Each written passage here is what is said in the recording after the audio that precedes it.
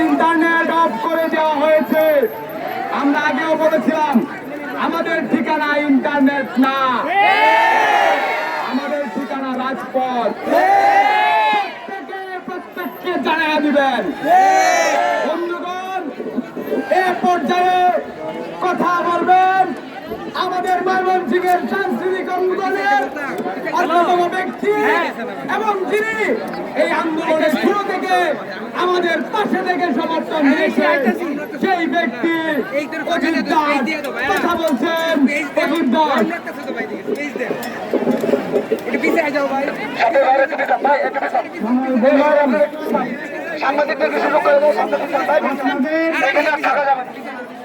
আপনাদের কাছে একটা কথা স্পষ্টভাবে বলতে চাই, এই যে খুনি হাসিনা, এই খুনি হাসিনার দল কিন্তু এখনো শেষ হয় নাই।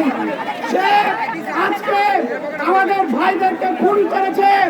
ওই মুন্সিগঞ্জের 2 ভাই খুন হয়েছে, মাগুরায় খুন হয়েছে, সারা দেশে জামালপুরে খুন হয়েছে, সারা দেশে আমার ভাইদের উপর গুলি করা হয়েছে।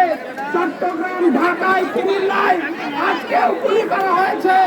বলে আমরা বলতে চাই ওই হাসিনা গণভবন থেকে তাকে টেনে না নামানো পর্যন্ত আমরা থামবো না।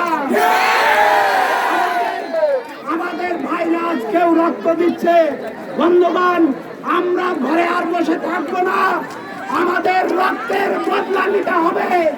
এই যে স্বৈরাচারী আওয়ামী লীগ, ছাত্রলীগের যে গুন্ডা বাহিনী এবং পুলিশ, তারা আজকেও হামলা করেছে। ফলে আজকে পরের থেকে আমরা প্রতিরোধের আগুনে এই দেশের আওয়ামী লীগ, ছাত্রলীগ, পুলিশ লীগ যারা আছে তাদেরকে ছাড়খাড় করে দেব। আজকে ইন্টারনেট বন্ধ করেছে বন্ধুগণ, ইন্টারনেট বন্ধ করে আমাদের দমাতে পারবে না। বলতে চাই আপনারা ইন্টারনেট বন্ধ করেছেন, আমরা গণভবন বন্ধ করে দেব। ওই গণভবন থেকে যতক্ষণ না পর্যন্ত খুনি হাসিনাকে টেনে হিসড়ে রাস্তায় নামানো চলবে, ততক্ষণ পর্যন্ত আমরা রাজপথে থাকবো।